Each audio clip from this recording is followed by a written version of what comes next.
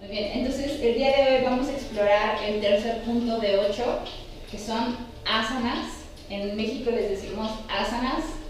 La pronunciación más cercana al sánscrito en realidad es asmas. Pero en México les decimos asanas.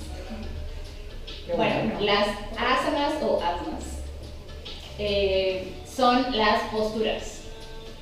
Y este pareciera un tema fácil, como decir, bueno, pues en yoga se hacen posturas y se acabó, ¿no? Pasamos a lo que sigue. Pero en realidad es un tema un poquito complicado. ¿Por qué es un tema un poquito complicado?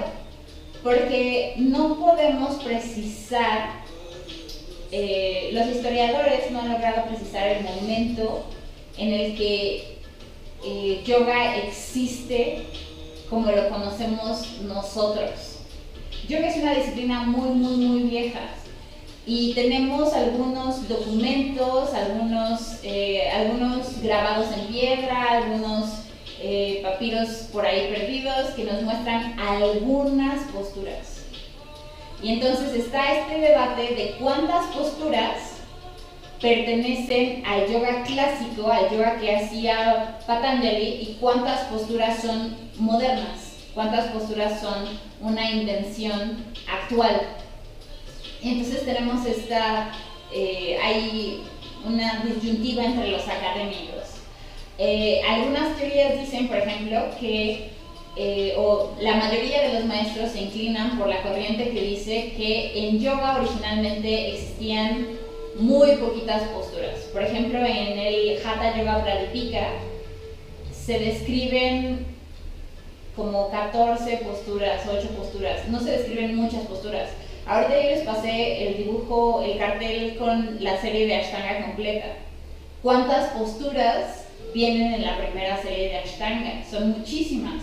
Y van Marichasana A y Marichasana B, y ahora vamos Prasarita A y Prasarita B y Prasarita, y le damos variaciones a las posturas, y tenemos guerrero 1 y guerrero 2 y guerrero invertido y guerrero, y le voy a meter una variación de brazo, y en fin, ahorita tenemos muchas posturas, pero se dice que en el pasado no existían esa enorme cantidad de posturas, existían menos posturas.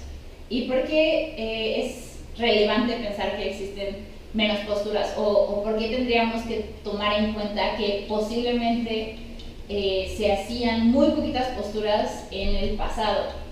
Bueno, porque las posturas, según da a entender el Hatha Yoga Pradipika, las posturas se tienen que sostener por horas. Entonces, la práctica de yoga que se hacía en el pasado es muy distinta a la práctica de yoga que estamos haciendo hoy en día. Si las posturas se tenían que sostener horas, imagínense lo que era, obviamente en un día pues solo tenemos 24 horas, y si vamos a estar sosteniendo posturas durante horas, no necesitamos que existan 38 posturas o 40 posturas. Con que tengamos 6 o 7 posturas es suficiente, porque solo vamos a trabajar un cierto número de horas al día. Entonces, se decía, por ejemplo, que Paschimottanasana, que es la flexión al frente con las piernas estiradas, se tenía que sostener durante el momento en el que el sol empezaba a descender en el horizonte hasta que se guardara.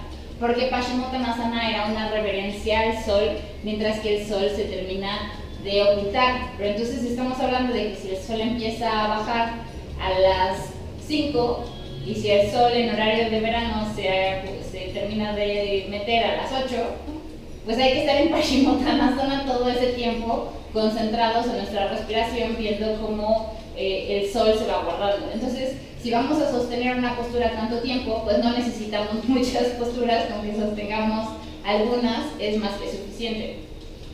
Pero eso es diferente al tipo de yoga que hacemos en la actualidad. En la actualidad las posturas casi no se sostienen. Por ejemplo, en Ashtanga se sostienen máximo 5 respiraciones por postura. En otros estilos como Yin Yoga o Hatha Yoga se llegan a sostener 5 minutos una postura, y a veces sostener 5 minutos un perro mirando hacia abajo es fuerte, sobre todo para los principiantes. Sostener un perro mirando hacia abajo 5 minutos es muy pesado. En teoría tendríamos que encontrar un estado de sukha en la postura, un estado de gozo y relajación en la postura, a pesar de que la estemos sosteniendo durante horas, a pesar de que estemos en Paschimottanasana mientras que se guarda el sol. Tenemos que estar, no puede haber tensión en la postura, no vamos a tener un pleito por sostener la postura. Obviamente estamos ya partiendo de que tenemos claros los yamas y los niyamas, y el primer yama es ahimsa, el practicar en amor, el no violentar al cuerpo, que esta es la siguiente parte que es muy controversial sobre la práctica de posturas o la práctica de asanas. Muchas personas cometen la imprudencia de forzar el cuerpo a posturas que no están, que el cuerpo no está preparado para hacer. O incluso está esta disyuntiva entre cuáles posturas son anatómicamente correctas y cuáles posturas no. Se dice, por ejemplo, que un principiante que no sepa, que no puede colocar todo su peso en la cabeza para Sirsasana 1 o Sirsasana 2, si comete la imprudencia de entrar en un Sirsasana colocando todo el peso en su cabeza, podría lastimar sus cervicales y dañarse seriamente. Y esto ha llevado a que muchos estudios de yoga en Estados Unidos, sobre todo, pidan que no se ejecute Sirsasana en ningún momento y que se sustituya, por ejemplo, por el parado de manos o Pincha Mayurasana, en donde en estas posturas la cabeza flota sobre el piso sin ningún riesgo de que las personas coloquen la coronilla en el piso. Por el otro lado, los textos clásicos y los maestros clásicos dicen no hay ningún peligro si la postura se ejecuta bien. Si la postura está bien ejecutada, no hay peligro en que Sirsasana te lastime las cervicales, pero tiene que estar bien ejecutada la postura. Y ahora empezamos una nueva disyuntiva. ¿Quién dice cuando una postura está bien ejecutada y quién dice cuando la postura está mal ejecutada? Hay maestros, por ejemplo, que dicen que no hay ningún problema con la hiperflexión y la hiperextensión de articulaciones. Hay maestros que dicen no hay ningún problema siempre y cuando tú estés muy atento al movimiento. Si no hay dolor, si no sientes un pinchazo en la articulación, no hay ningún problema, ejecuta la postura a pesar de que estés en una hiperextensión, por ejemplo. Es muy común, por ejemplo, en Paschimottanasana, una hiperextensión de rodillas. Hay maestros que dicen no hay ningún problema. Hay maestros que dicen no, sí es un problema, nunca se hiperextienden las rodillas, es peligrosísimo. Y todas las personas apoyan sus argumentos con estudios científicos. Y salen con, la universidad de tal lado hizo un estudio y ya dijo que nunca te debes de parar de cabeza. Y otra universidad dice, no, yo ya hice el mismo estudio y a mí me salió una cosa diferente y nadie se lastimó, entonces sí te puedes parar de cabeza, no hay ningún problema. Entonces, de momento, no hay una opinión muy homogénea sobre qué sí se puede hacer y qué no se puede hacer. Por ejemplo, hay personas que dicen que lo peor que le puedes hacer a la rodilla es que en una flexión la rodilla rebase los dedos de los pies. Cuando estamos, por ejemplo, en Utkatasana, la rodilla no puede rebasar los dedos de los pies. Cuando estamos en Anjaneyasana te dicen lo mismo, la rodilla no puede rebasar los dedos de los pies. Y esa es una idea moderna. La idea de que la rodilla no puede rebasar los dedos de los pies es una idea moderna que nació de que se vio que el movimiento natural de la rodilla se debía delimitar para que nunca se sobreestiren ni se forcen los ligamentos de la rodilla. Bueno, eso es moderno. La escuela clásica sí permite que la rodilla rebase los dedos de los pies y asegura que no pasa nada. Nada. Y además hay personas que dicen, yo siempre he practicado esa postura así, tengo 50 años haciéndolo y mis rodillas están perfectas. Bueno, también tenemos que tomar en cuenta que cada cuerpo es diferente. Y lo que lastima a un cuerpo, no por fuerza va a lastimar a otro. Hay personas que tienen hiperextensión de rodillas o hiperextensión de codos desde que nacieron y nunca han reparado o tomado conciencia en que lo tienen. Ejecutan sus posturas y ningún maestro les llama la atención y no les duele, y entonces continúan toda su vida así, y a algunas personas no les pasa nada. Otras personas a la primera se lastiman. Hay personas que por hacer una sentadilla mal ya les duele la rodilla. Y bueno, es diferente, cada cuerpo es diferente y cada cuerpo manifiesta diferente. Entonces a veces es muy difícil encontrar los puntos en los que las posturas de yoga son adecuadas o seguras, entre comillas, para todos. ¿Y qué es lo que pasa, por ejemplo, con los estilos de yoga más modernos como el estilo de Iyengar? Iyengar dice, no hay ningún problema si no tienes la capacidad para ejecutar la postura, porque te vamos a ayudar con props, te vamos a ayudar con cobijas, te vamos a ayudar con cinturones, te vamos a ayudar con banquitos y cuerdas para las inversiones, no te tienes que parar de cabeza, te podemos colgar de una cuerda y así ejecutas Sirsasana 1 y no hay peso en ningún lado y está perfecto. Por ejemplo, ese es un acercamiento más moderno. Están otras escuelas, por ejemplo la escuela de Patabi Joyce, que dice no, las posturas tienen que salir y tienen que salir sin props. Y si no te sale una postura no puedes avanzar. En la primera serie de Ashtanga, esa normalmente es la regla clásica, en la actualidad ya no se respeta. Pero la regla que puso Patabi Joyce fue, si la primera serie está organizada de menor dificultad a mayor dificultad. Entonces, si en algún momento te trabas y la postura ya no la puedes ejecutar, no sigas avanzando, sáltate a la serie para cerrar, el último fragmento de la serie, que es para cerrar el trabajo energético que hiciste ese día, y no vamos a avanzar hasta que domines la postura anterior. Una vez que tengas dominada la postura anterior, puedes pasar a la que sigue, y cuando domines esa, puedes pasar a la que sigue. Esa más o menos es la regla. En la actualidad muchas personas no la respetan, pero eso tendría que ser. Y esa, por ejemplo, fue la precaución de Patabi Joyce para que la primera serie no te lastime. No tengas ningún problema físico al estar ejecutando la primera serie de Ashtanga. Por el otro lado, hay muchas personas que no lo respetan, y la primera serie de Ashtanga tiene fama de lastimar las rodillas de las personas que la ejecutan. Entonces es difícil de repente encontrar el punto en el que las asanas se hacen de manera correcta. También es difícil encontrar el punto en el que estamos ejecutando asanas clásicas, porque muchas asanas son modernas. Por ejemplo, los guerreros son posturas que hacen referencia a los guerreros de la mitología, esta historia que les conté de Shiva cuando su esposa se inmola y tiene que mandar a los guerreros para que Sati tenga venganza, ¿no? Sati sea vengada porque fue humillada y todo lo que les conté en esa otra clase. Bueno, esos guerreros también hay quien dice que son en realidad cosas muy modernas.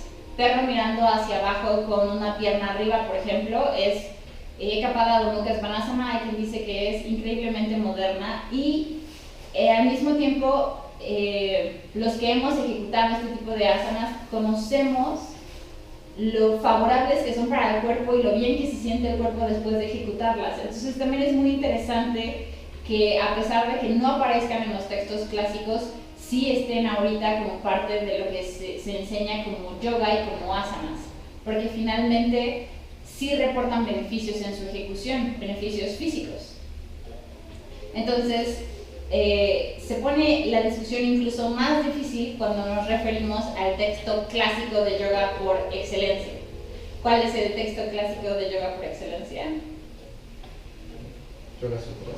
Los Yoga Sutras de Patanjali. De Patanjali, los Yoga Sutras de Patanjali. ¿Y qué dicen los Yoga Sutras de Patanjali sobre las asanas o asanas? Bueno, pues Patanjali les dedica a las asanas 3 palabras. En los Yoga Sutras, donde habla y habla y habla de yoga, a las asanas les dedicó 3 palabras, un solo renglón.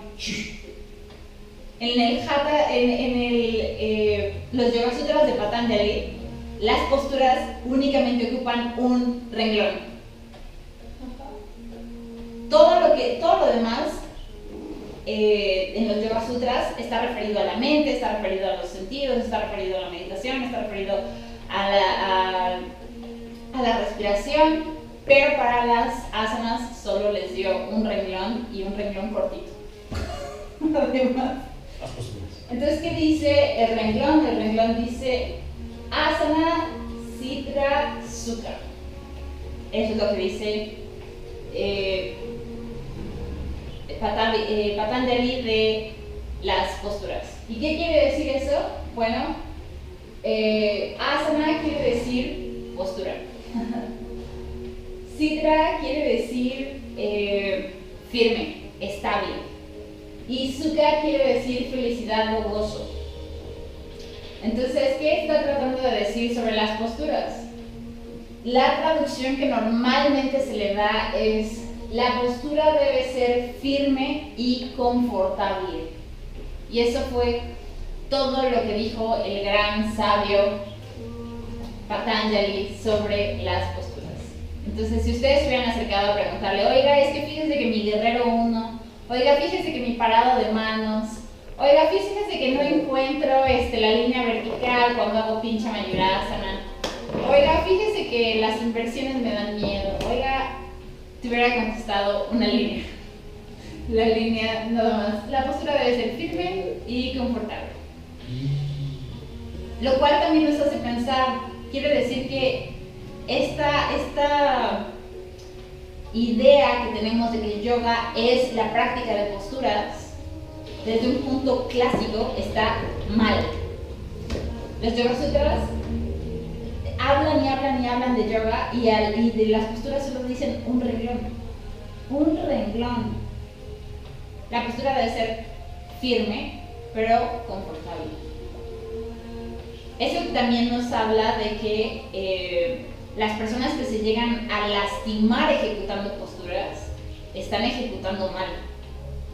Ya sea que estén siguiendo una alineación clásica, que es la que permite que las rodillas rebasen, o la que no le pone mucha atención a la hiperextensión, ese tipo de cosas, o que estés siguiendo una escuela más moderna donde se respetan los límites anatómicos del cuerpo. En cualquiera de los dos escenarios, si te llegas a lastimar, quiere decir que lo estás haciendo mal. Tal cual. En cualquiera de los dos escenarios estaría mal ejecutada la postura. Pero por el otro lado, no quisiera dejar de lado lo que dice Iyengar sobre las posturas. Le dedica bastante, le dedica una hoja y media. A las otras les había dedicado como un cuarto de página nada más. A las posturas les dedica más. Y una cosa que se me hizo muy interesante es que el yogi nunca mortifica el cuerpo ni la mente. Eso sí quisiera que lo tuvieran muy claro. No me lo estoy inventando, viene en el libro de Iyengar, en la página 46, por si alguien se lo está inventando. por si alguien lo quiere después verificar. El yogi nunca mortifica el cuerpo o la mente. Bueno, o sea, no se vale mortificar. Elige cualquier. No se vale mortificar a ninguno de los dos. El cuerpo no es un obstáculo para su liberación espiritual, ni causa de su caída, sino que constituye un instrumento de logro. Eso se me hace muy, muy importante, porque muchas personas pensamos que, bueno, no, yo no, pero muchas personas piensan que el cuerpo es la causa de todos los males. El cuerpo es la causa de los problemas del espíritu. Tu espíritu no tendría problemas si no estuviera en este cuerpo. Tus problemas empiezan en el momento en el que decides tomar el cuerpo. Entonces el cuerpo merece castigo. O en la visión judeo-cristiana, donde hay un pecado original, y como hay un pecado original, ya no te libras de nada y necesitas castigo. ¿Y sobre qué se ejecutan los castigos? Sobre la mente y sobre el cuerpo. como no podemos realmente tocar al espíritu, pues no lo podemos castigar, que si pudiéramos ya lo habríamos hecho. Pero podemos torturar la mente de alguien, podemos hacerlo pensar cosas horribles, o podemos mentirle para que sufra, o podemos contarle algo horrible para que tenga una mortificación mental. El clásico ejemplo que ahorita está muy de moda es las llamadas de extorsión. Muchas llamadas, el 99% de las llamadas, gracias a Dios, son falsas. Y nada más te cuentan un cuento de, sí, estamos haciendo esto y aquello con tus hijos, bla, bla, bla, y todo es falso, gracias a Dios. Pero el momentito que dura es una mortificación mental tremenda. Por ejemplo, ese es un ejemplo de cómo se puede mortificar la mente. Podemos mortificar la mente, podemos hacer que alguien sufra desde una perspectiva únicamente mental. O podemos mortificar el cuerpo. O las dos juntas también, que sería tortura tal cual. El yogi nunca hace eso. Un yogi, una yogini no puede mortificar ni al cuerpo ni a la mente. Y esto es muy importante porque a veces las posturas, hay profesores que las utilizan casi como mecanismos de tortura, o incluso hay estudiantes que no han descubierto que no tienen ahimsa y se autotorturan en la ejecución de algunas posturas. Hay personas que incluso te dicen, pues yo me zafé una rodilla, pero pues voy a seguir trabajando, ¿no? O yo, o incluso, no solo en yoga, en muchos deportes. O sea, yo no sé si alguna vez hayan conocido a una persona que haga CrossFit de manera muy intensa, pero la mayoría de las personas que ejecutan deportes así de intensos tienen alguna lesión. Pues el chico que el niño vino, Hulk. el niño Hulk, que ¿cuántas cosas dijo que tenía? Traía de todo, estaba enfermo de todo. Nos contó males y me lastimé la rodilla, y me lastimé las lumbares, y me lastimé las cervicales, y me lastimé. Todo lo traía deshecho. Hay un orgullo en eso, o sea, Sí, bueno, en sí. ese efecto, o sea, Sí. son como las heridas de guerra. Uh-huh. Se escucha, me di la madre, no sé qué, es como... Pero es lo mismo que decíamos la clase pasada, que decía Marta, así de, si no tienes gastritis es porque no lo hiciste bien. Ese es el punto, es Sí, como por ejemplo. las heridas de guerra del CrossFit o de yoga también son motivo Exacto. de orgullo. Exacto, entonces hay que tener cuidado con eso, porque aunque Patanjali solo dice eso, sí aclara azúcar, sí aclara que tiene que haber un gozo, y no un gozo masoquista de me gusta que me peguen, sino un gozo real, un gozo donde la postura no es un mecanismo de tortura, y no puede verse como un mecanismo de tortura. Y para ir cerrando, me gustaría leer otro párrafo de la página 46. Dice: cree el yogi que su cuerpo le ha sido dado por Brahma o por Dios o por el universo, no solo para el goce, sino también para el servicio del prójimo en cada momento despierto de su vida. No lo considera su propiedad. Sabe bien que el Señor le dio su cuerpo y algún día se lo quitará. Entonces, este es otro punto muy importante sobre las asanas, cuando estamos hablando de asanas. Y yo ya se los había dicho cuando habíamos hablado de...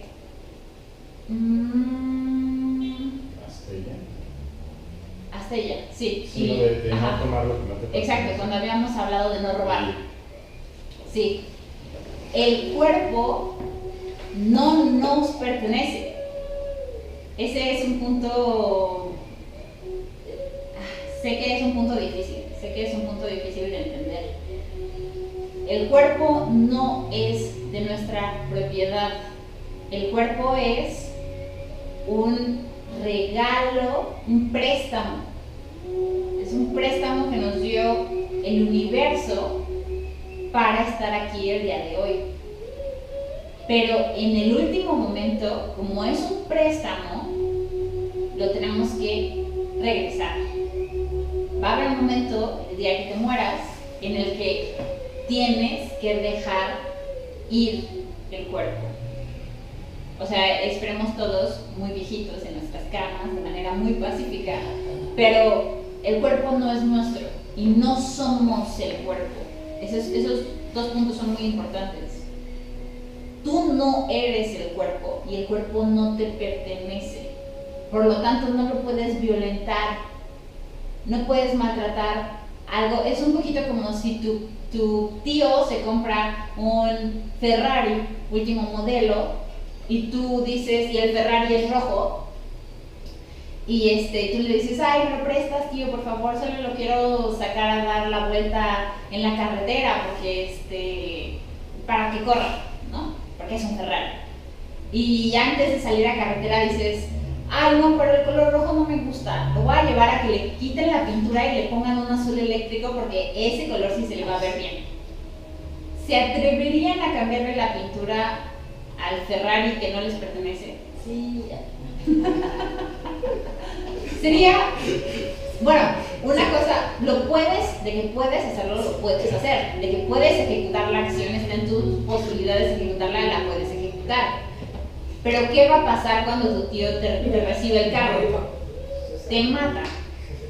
Te va a matar. Su Ferrari del año, le quitaste la pintura para ponerle... Además seguramente le escogió el rojo porque era el color que le gustaba a él, ¿no? Y tú ya dijiste, ay no, pero el rojo no es muy mi estilo, entonces lo voy a cambiar de color. No se puede. Eso no se debe de hacer. Tendríamos que pensar el cuerpo como eso, como un Ferrari que traemos prestado. Y piénsenlo así, como un carro. Si no les gusta el Ferrari, pues entonces piensen en un Rolls Royce. Y si no les gusta el Rolls Royce, piensen en un Jaguar o piensen en un Porsche o el carro que les guste. Es algo así, es una, decía un profesor de termodinámica, una maquinototota. Tu cuerpo es una máquina perfecta, así como está. Ya sé que muchas personas son como de, ay no, pero es que yo tengo reumas, ay no, pero es que yo tengo, mira, me truena el cuello, oye, mira que mi brazo me creció más uno que otro, mira que N cantidad de cosas. Así como está, gordito, flaquito, alto, chaparrito, bonito, feíto, como lo quieras, dale el calificativo que quieras. Es un Ferrari, es un Rolls Royce, es un Jaguar que se le dio a tu espíritu para que lo condujera en este mundo. El cuerpo es el carro del espíritu, pero no nos pertenece, por lo que no le podemos andar cambiando la pintura, no le podemos andar, no le vamos a cambiar las llantas que trae de agencia por unas llantas Patito. Tenemos que cuidarlo, tenemos que mimarlo, tenemos que darle, incluso cuando la gente se compra un supercarro, todos los domingos saca la cera y lo pule y le echa almorol a las llantas y lo aspira y le pone fragancia. Así tendríamos que ser nosotros con el cuerpo. Tendríamos que, pero no una vez a la semana, sino diario. Tendríamos que llenarlo de esos mimos, llenarlo de esas atenciones, no mortificarlo y tenerlo listo para que dice Iyengar, el servicio al prójimo, servir a la unidad. No podemos ser de utilidad si estamos enfermos. No podemos ser de utilidad si estamos locos, si tenemos algún tipo de enfermedad mental, si tenemos, en fin, o sea, el carro tiene que estar listo para salir a carretera, el carro tiene que estar listo para actuar, el cuerpo tiene que estar listo para venir a chambear a lo que viene a hacer a este mundo. Todo el mundo viene a hacer algo y tienes que estar listo para hacerlo. ¿Y cómo lo vas a hacer si tu cuerpo está cansadito, si tu cuerpo está lastimadito, si tu cuerpo está... ¡Ay, dos! Pues no. Entonces, muchas de las asanas están ahí para que sería el equivalente de ponerle almorol a las llantas, de aspirar el carro, las asanas están ahí para mantener al cuerpo sano y para tener este trabajo a nivel incluso energético muy fuerte con el cuerpo. Y el cuerpo también está ahí para ser nuestra raíz. Esto ya es un poco más tántrico, pero el cuerpo es la raíz que nos va a conducir a los planos más elevados.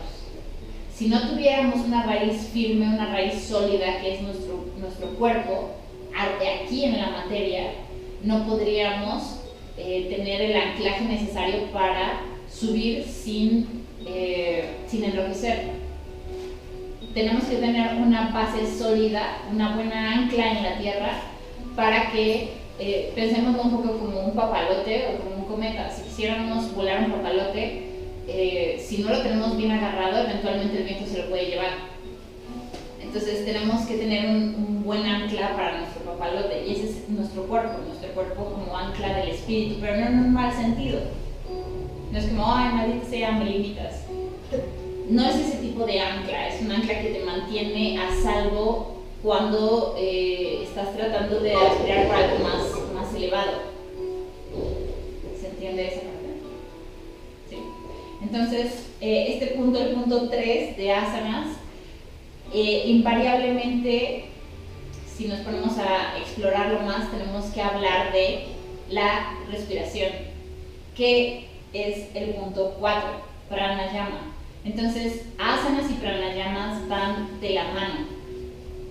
La próxima clase vamos a ver pranayama, pero finalmente no puede haber una buena ejecución de asanas si no hay una buena respiración. ¿Qué dijimos, por ejemplo, cuando veíamos tapas? Es la respiración ujjayi lo que nos va a permitir tener tapas, realmente tener este fuego, tener esta capacidad para, este fuego interno para avanzar y este fuego interno para quemar las cosas que ya no funcionan y para generar esa austeridad que nos va a permitir estar en brahmacharya, que nos va a permitir estar en comunión con todo. Entonces, el siguiente punto, pero por el otro lado, pranayama, ya visto desde una perspectiva muy seria, lo mismo te puede conducir a la iluminación que a la muerte. Un mal pranayama mal ejecutado es peligroso, igual que un asana, una postura mal ejecutada es peligrosa. Entonces, aquí sí hay un punto en el que Iyengar dice: tengan siempre un buen maestro, tengan siempre un buen gurú que los vaya a ayudar a transitar de manera segura las posturas, de manera segura el pranayama, de manera segura los yamas y los niyamas, porque si no tenemos un buen entendimiento de qué es lo que estamos haciendo, puede volverse una práctica peligrosa. Todo, los niyamas, los yamas, las asanas, el pranayama, todo se puede convertir en algo peligroso si no entendemos qué es lo que estamos haciendo. Por eso es necesario asistir a clase con un maestro, por eso es necesario, además de tener la teoría en un libro, tener a un maestro de carne y hueso que te esté explicando, además de estar viendo un video en YouTube, que está muy bien estar viendo videos en YouTube, pero además hay que tener un refuerzo de carne y hueso que nos pueda decir cómo vamos, exacto, cómo vamos, ajá, sí, todo eso. Alguien que nos esté observando, porque a veces observarnos a nosotros mismos es muy difícil. Entonces, un par de ojos externos que nos puedan ir guiando, así de, no, mira, ya te fuiste para allá, ya hiciste esto, ya hiciste aquello, regrésate, te vuelvo a explicar, o vamos a usar los banquitos, o mira, te enseño otra vez el pranayama. Todo eso tiene que ser parte del camino de Ashtanga Yoga o de los 8 estadios de yoga, porque lo que realmente queremos encontrar es el último punto, samadhi. No vamos a lograr ese samadhi si no tenemos bien firme todo lo demás. ¿Sí? ¿Queda más o menos clarísimo como el agua potable?